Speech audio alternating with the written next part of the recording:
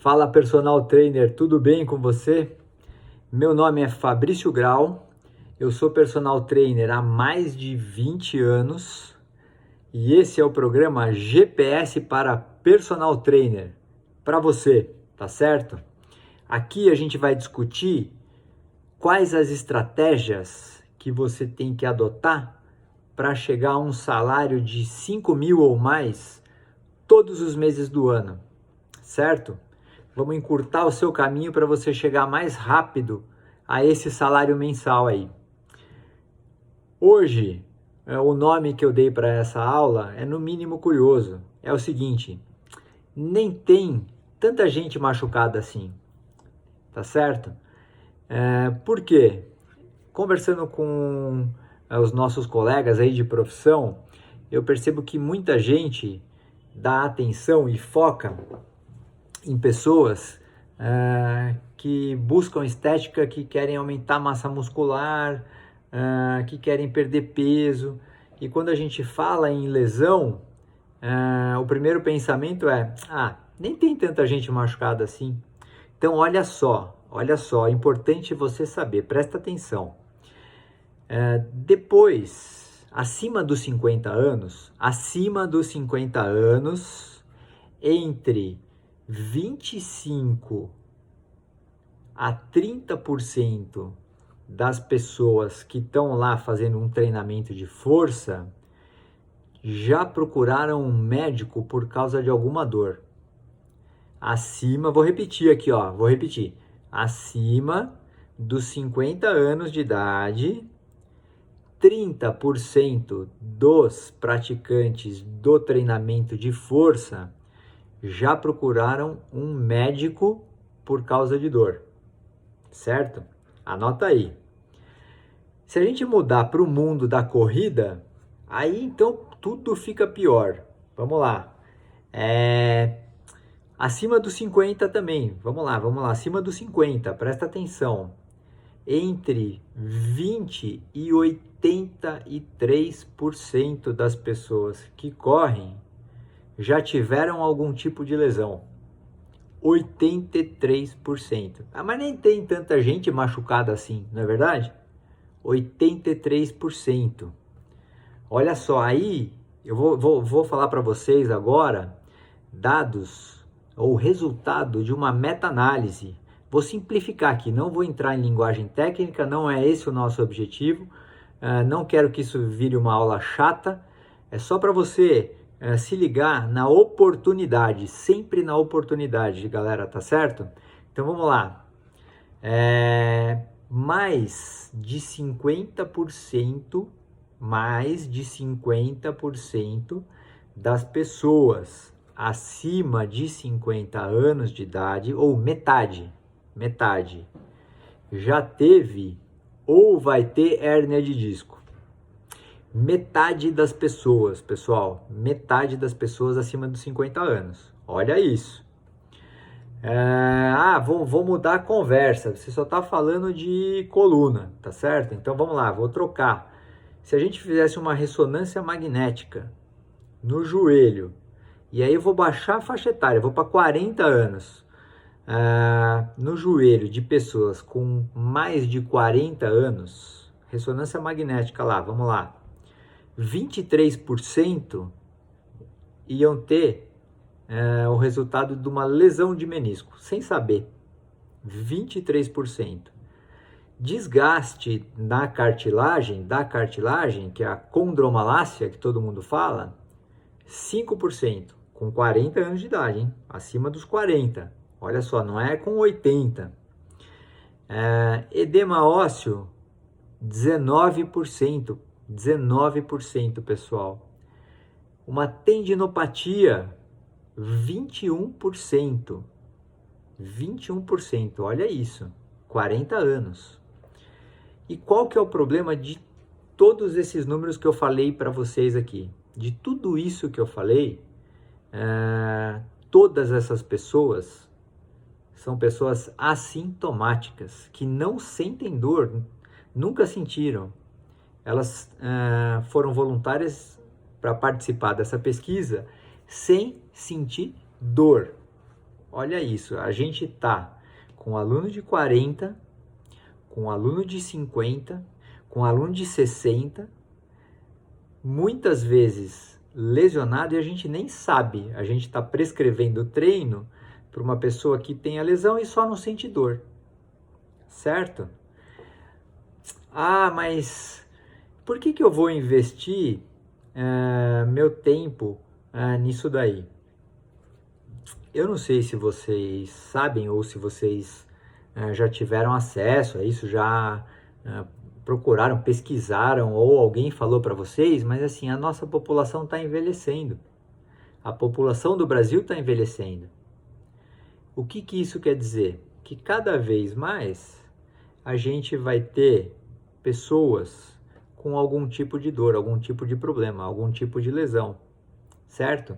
E se você tiver preparado para atender essa pessoa, se você tiver conhecimento técnico do que você pode fazer com ela, ou o que você deve fazer com ela, você vai ter um mercado absurdo, absurdo de trabalho, tá certo? E aí, eu queria contar uma história para vocês que aconteceu comigo. Olha só, olha que curioso. Há 18 anos atrás, mais ou menos, eu conheci a minha esposa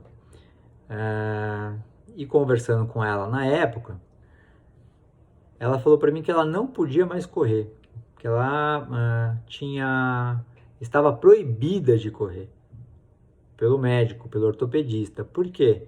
Porque ela teve um problema na coluna, ela tem espondilolistese, né? Que vamos traduzir aqui para o simples, para o fácil. Vértebra escorregada, grau 3, se eu não me engano, e que assim, ela travou e a partir desse dia ela foi proibida de correr, tá certo? E aí eu tô te falando de 18 anos atrás, olha só, passaram essa informação para ela. E aí, eu adorava correr, era alucinado por correr, adoro correr, corro até hoje e vou continuar correndo até 80, 90 anos, se Deus quiser. Vamos lá, o que aconteceu? Eu comecei a tentar convencer a Paula a correr. Ah, vamos correr. Ah, mas putz, eu sinto dor, não dá, eu não posso. Ah, mas vamos tentar. Ah, mas não dá, não consigo, eu quero. E aí ela frustrada e eu frustrado. Ela por não poder fazer, eu por não ter a companhia dela. Até que um dia quis o destino que eu conversasse com um amigo dela, médico, com o mesmo problema. E aí ele falou o seguinte: não, mas eu corro. Eu tenho o mesmo problema, eu corro, eu não sinto dor. Por quê? Porque provavelmente ele fazia o treinamento de força dele lá, de maneira adequada. O fato é o seguinte: a gente começou a ajustar o treino de força, musculação dela, introduzir pequenas corridas. Óbvio que no começo a gente não acertou logo de cara, eu não acertei, porque eu sou o treinador logo de cara. Ela começava a treinar e interrompia porque sentia dor. Aí a gente parava, fortalece, voltava a treinar, treinava um pouquinho mais, sentia dor, parava, fortalece, faz a reavaliação, o que a gente fez, o que a gente não fez.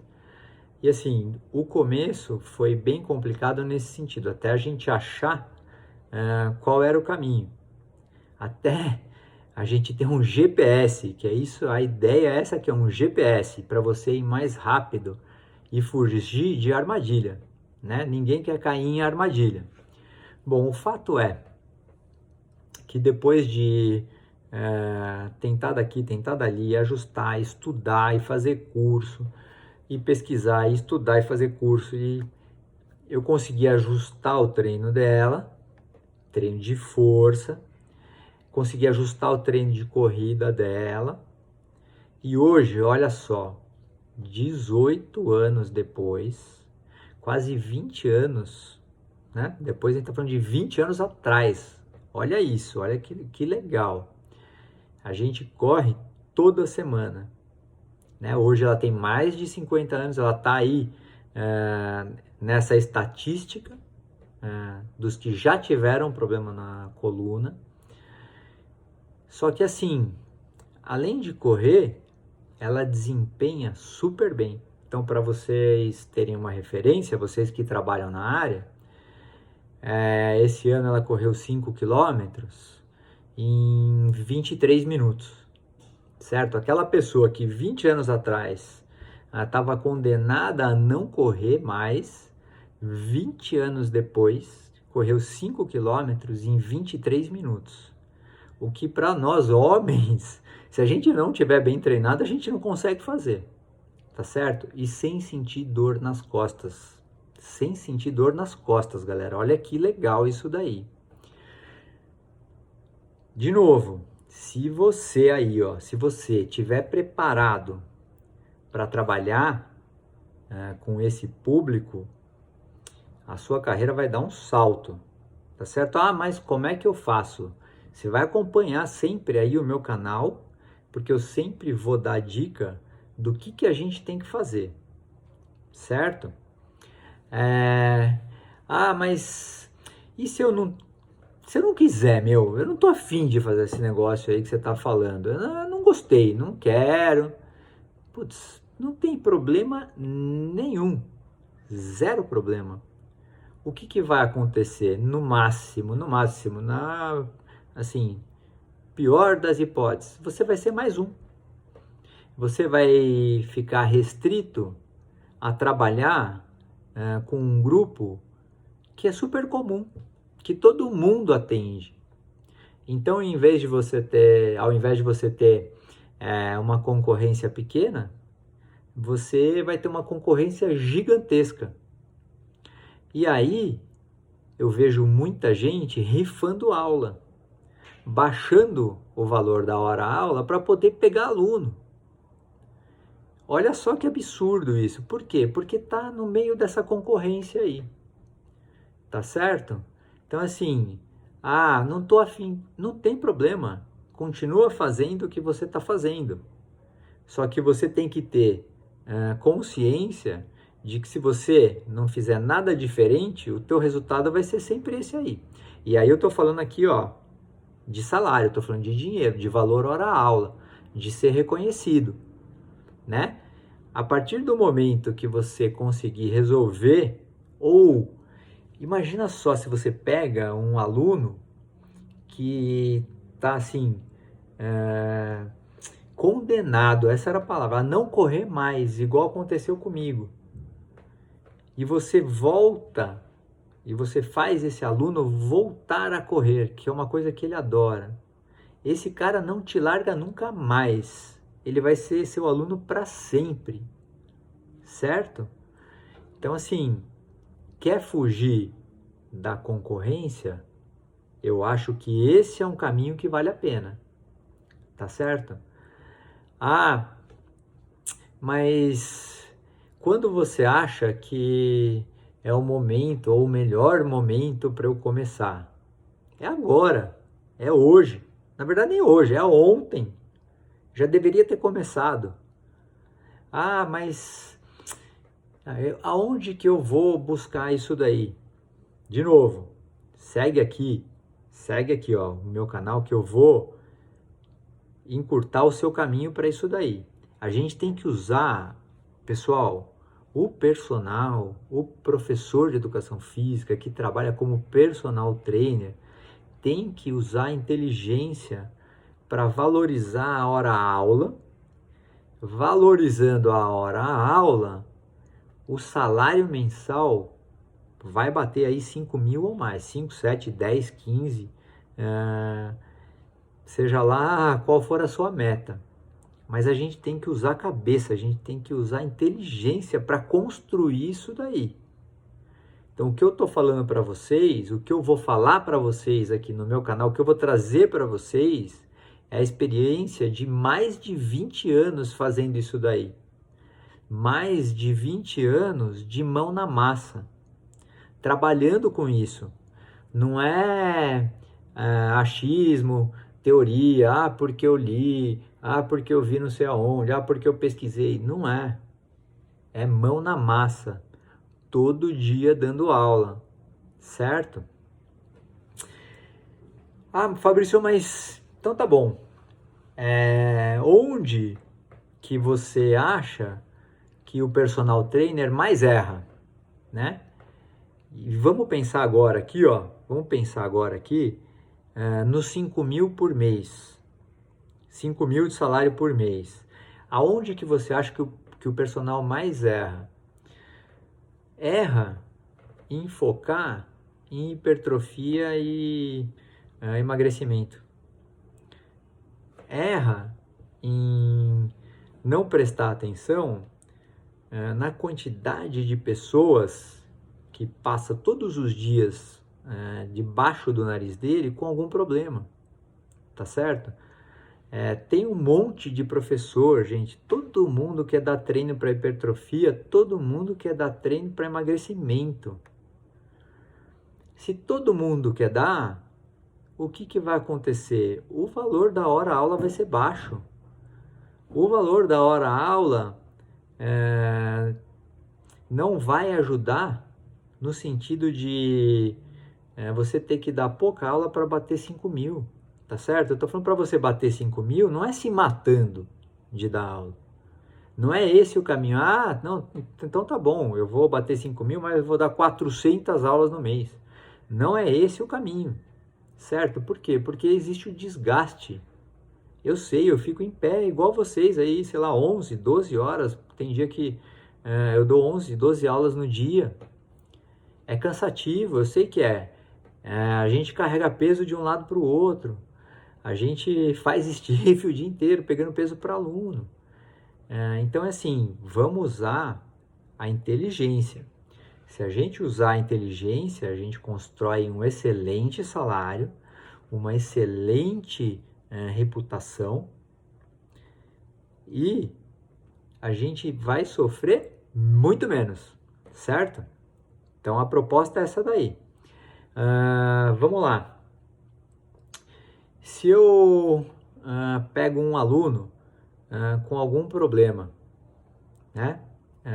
Então tá bom. Então eu gostei do que você falou aí, faz sentido para minha carreira, achei bacana e eu vou pegar um aluno aí que tem, sei lá, um problema no joelho. Por onde eu começo, né? Então, a primeira coisa, você tem que saber que tipo de problema ele tem no joelho, tá certo?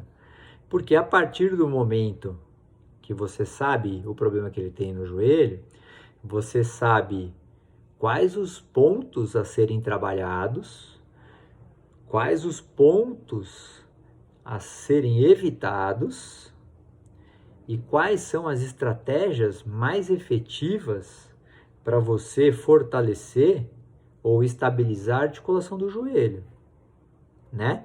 Então é assim, ó, vamos pontuar um negócio aqui que eu acho bem importante, né? Quando que a lesão aparece? Por que essa pessoa se machucou, né?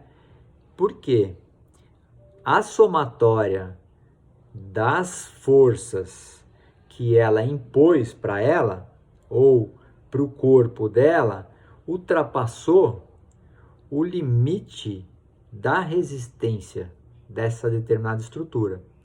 Traduzindo, vamos lá, vamos pro popular aqui porque, teoria é chato, então vamos lá. É assim, ó, tendão suporta um determinado tipo de estresse ou uma determinada quantidade de estresse. O osso, né, o tecido ósseo, suporta outra. O músculo suporta outra. Cada estrutura aguenta um determinado coeficiente de estresse, que se a pessoa passou, ela machucou, certo? Isso a gente tem que tomar muito cuidado. Por quê? Você pega uma pessoa que se machucou, né, que passou esse limite do estresse, de alguma estrutura do corpo dela. Você começa a dar treino para ela e você põe uma carga a mais logo de cara, pode ser que ela volte a sentir essa lesão. Ela vai se machucar 2 vezes, certo? E aí ela fala, poxa, mas eu te contratei para não ter lesão. E no fim eu acabei me machucando, olha só. Então assim, ó, a gente tem que prestar muita atenção no que a gente vai fazer na hora de retomar o treino com quem está voltando de uma lesão, certo? Então a gente tem que controlar muito bem essa sobrecarga, fazer uma progressão dela muito cuidadosa e conversando com esse aluno diariamente, mesmo em dia que não tem treino com ele, passar lá uma mensagem para ele e falar, e aí, como é que você tá? Você tá com dor? Você não tá com dor? Como é que você ficou depois do treino? Sentiu alguma coisa? Onde você teve a lesão? Como é que tá a região? Tá mais sensível? Você tá, quando você apalpa, você sente dor? Não sente dor? A hora que você se movimenta? Enfim, você tem que todos os dias ficar ligado na informação que ele vai te passar, certo?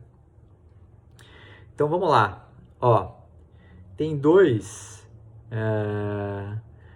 erros aqui que eu acho assim bem básicos que a gente precisa saber, a gente precisa ter o conhecimento disso daí para a gente poder guiar o nosso aluno ou conduzir o treinamento do nosso aluno da forma que a gente vai melhorar a lesão dele, a dor vai sumir e ele vai ter vida normal.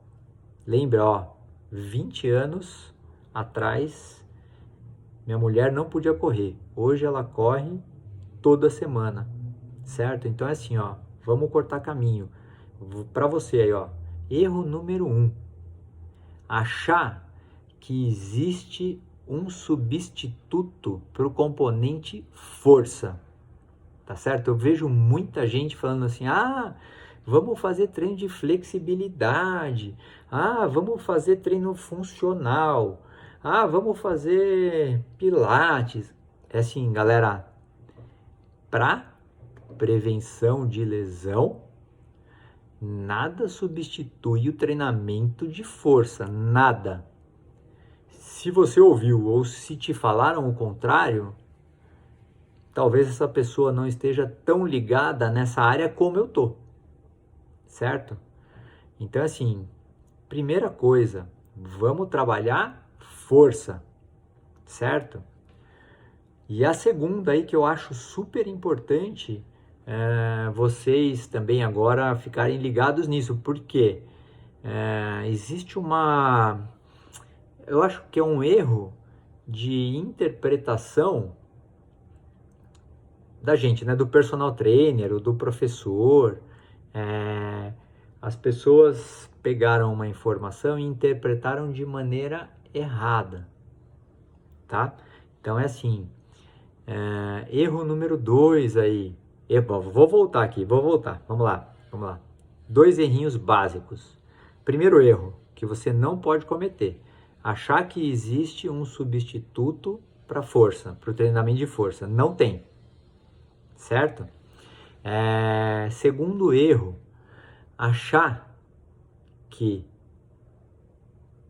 treino de mobilidade vai resolver o problema do seu aluno, certo? E aí eu estou considerando assim, mobilidade como sendo treino de flexibilidade, na verdade, né?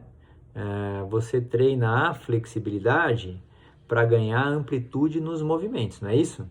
Né? Mobilidade, se você pegar ao pé da letra, significa você se movimentar para onde você quiser, do jeito que você quer. Não é esse treino que o pessoal dá na academia que eu vejo lá. Então são coisas, eu acho que a palavra foi interpretada de uma outra maneira. Quando o pessoal fala, vamos fazer mobilidade, na verdade está pensando em flexibilidade, em melhorar a amplitude de alguns movimentos, certo? Porque assim, ó, mobilidade, o movimentar-se conforme você vai envelhecendo, conforme o seu aluno vai envelhecendo, significa ele ter força. Uma pessoa que não tem força, que não tem músculo, perde o quê? Mobilidade. Ela não consegue se movimentar. Então aqui, ó, vou voltar um pouquinho rapidinho lá na aula de anatomia do primeiro ano da Faculdade de Educação Física. A gente tem aparelho locomotor passivo, certo? Que são os ossos que dão a sustentação para a gente ficar em pé. E a gente tem aparelho locomotor ativo, que são os músculos, que permitem com que a gente se movimente, certo? Para a gente não ter problema, para o nosso aluno não ter problema de movimentação, de mobilidade, a gente tem que trabalhar o quê? Aparelho locomotor ativo, músculo. Essa pessoa, conforme vai envelhecendo, principalmente depois dos 50 anos, que foi aqui o exemplo que eu dei para vocês, ela vai fazendo o quê? Ela vai fazendo sarcopenia, não é isso? Perdendo músculo. O que a gente tem que fazer para essa pessoa não ter problema? A gente tem que aplicar treino de força, sobrecarga. O aparelho locomotor precisa de sobrecarga. A articulação precisa de sobrecarga. O ligamento precisa de sobrecarga. Tá certo? É óbvio que para cada aluno ou para cada pessoa a sobrecarga é de uma maneira ou de outra maneira, enfim. Aí o conceito de sobrecarga vocês sabem melhor do que eu. Mas é assim, para a gente se manter saudável, para a gente manter o nosso aluno saudável, independente de ninguém, a gente tem que aplicar sobrecarga no aparelho locomotor dele, ativo e passivo, certo? Então, se fosse para você dar assim a dica de ouro, né? Qual que é a dica de ouro para você resolver o problema do seu aluno? Ou para ele não ter mais a lesão que ele teve no joelho, no ombro? O que você sugere? Essa é fácil. Estabilizar a articulação, tá certo? A maioria dos problemas que o nosso aluno tem, a gente resolve estabilizando a articulação aonde ele teve o problema, ou na região, tá certo? Isso daí guarda como uma regrinha de ouro. Pode apostar na estabilização da articulação do seu aluno, a articulação que machucou, ou o músculo que está envolvido na articulação.